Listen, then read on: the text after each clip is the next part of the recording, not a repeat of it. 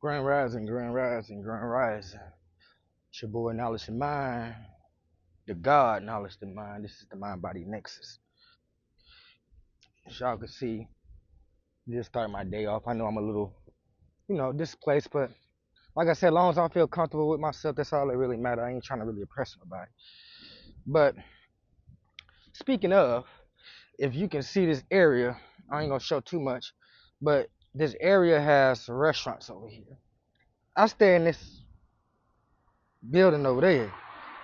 Well, as you see, most of the time the cars are lined up all the way down the street at night when they have, you know, festivities and things going on.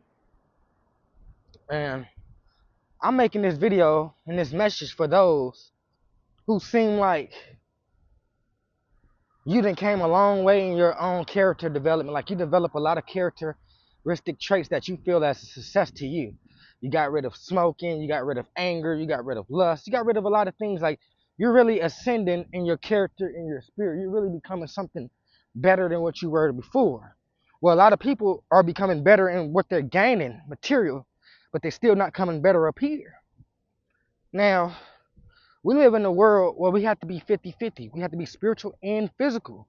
Because you can be too spiritual and miss out on the physical aspects. You can be too physical and miss out on the spiritual aspects. So with me, I always try to, develop myself. But yesterday when I was walking down the street, you know, and I walk with my head up, I walk with confidence. I don't have my head down to make other people feel comfortable. That's one thing you should never do is have your head down, your shoulders slunched like this to make others who are insecure themselves feel comfortable around you. Because when you come around and you got a confidence and shit like that, they'll automatically say, "Oh, he's trouble." But you don't know my name, you don't know nothing about me, you don't know where I'm from, you don't know anything about me. So for you to throw shade on me as soon as you see me, it shows me a lot about who you are. I was walking down the street yesterday, and a white lady, a European lady, was getting out the car, and she was way down there at the corner though. I'm way up here.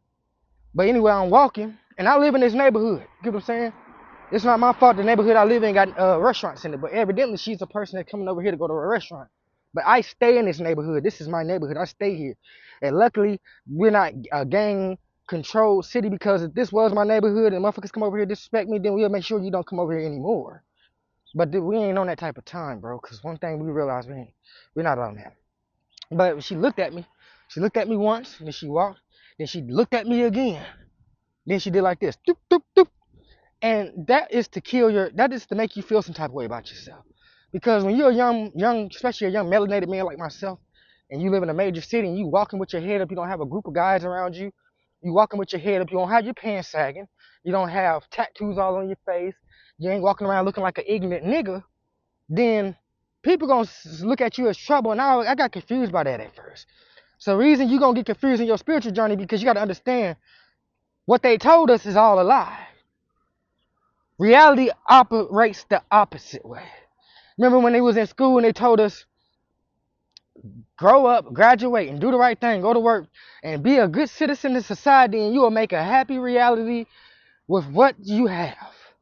But when you realize, when you get to that state and you get older and you actually do, focus, and you start to develop your talents, your gifts, you're doing a lot of writing, a lot of building, then a lot of people start to get envious and jealous of you. You get what I'm saying? Then that same enthusiastic that you had as a young child to grow up and be a successful man or woman, when you get to that stage, those same individuals that was probably back there, they'll sit back and make it seem like you change, or you're trouble, you're this and you this and this and this and this and this and that. And you say, why do people make trouble of me? And I always ask myself, why do people make trouble of me? And I understand that the Holy Book said, well, many will hate you because of my name, and we know the name is of truth. So yesterday I started a reading yesterday. I read the whole book. You know what I'm saying? All 72 pages.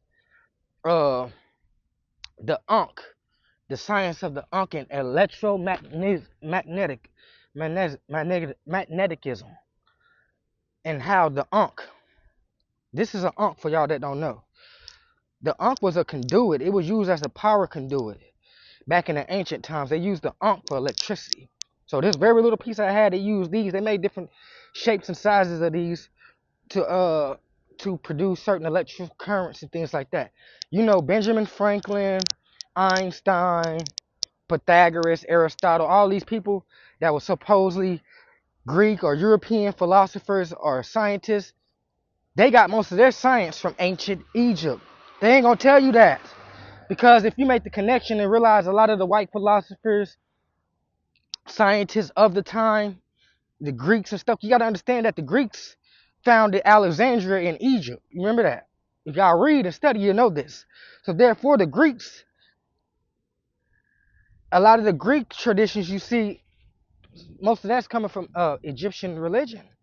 So, and I'm gonna touch on that on the podcast, and I'm gonna post a link, do another video. I still got sleep in my y'all part and stuff. So you can see the breakdown of the science. But when you start to elevate your mind, when you start to ascend your consciousness to a point where now you're thinking highly than other people, you know certain things. And best believe, one thing I didn't know, the mind and the body follows. And we don't know that. Sometimes it slip past us. We don't know that. But I discovered this. I say, why, when I go somewhere and I do something like me, I don't share everything I do behind closed doors. But it seems like when I go around people, they can sense what I'm doing.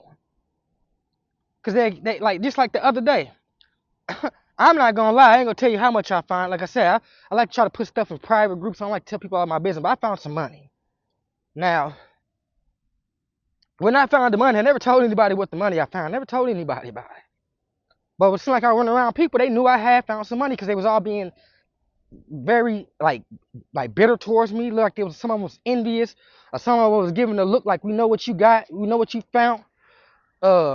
That's not fair. Like it's almost like these spirits that's in these people knew what I was blessed with and what I found, but the person they self didn't know, but they knew something within them that I had, you know what I mean, that I attracted something. So when you have these different abilities to do that, when your knowledge is supreme, when you start to up your knowledge and the way you see things, the way you perceive things, like they say, knowledge is power only if applied.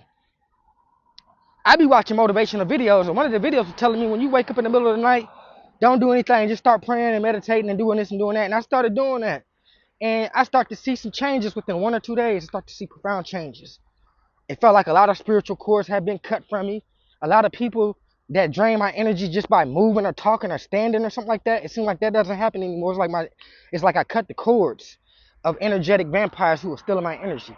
Especially where I stay at. It seems like soon I go over there, I feel like my energy's being sucked out of me. Soon I walk over there in that environment, it seems like just everything's being pulled out of me. You know what I'm saying? Like all my vital energy's being pulled out. Like right now, I feel alive. I feel good. But then when I walk back towards the house and go back to my apartment, then I start feeling like, damn. And I understand it's the energy over it. But yeah, people gonna make an issue of you because they can see your intelligence. I say, well, hell, all these young black men walk around that's looking threatening, tattoos and shit on their face. I say, hell, they ain't afraid of them. Because that's what keeps them in power. It's ignorant niggas keep the Europeans in power. Y'all keep them in power for your ignorance. You're not knowing anything. You walk around, some black and Africans, they looking at you like you crazy because you got this on, but in reality, you looking at them like you need to pick up a book. So you won't be so goddamn intimidated by me because in reality, you don't know who you is because you scared to pick up a book. What? Why? Man, it's your boy Knowledge of Mind. I'm out. Peace.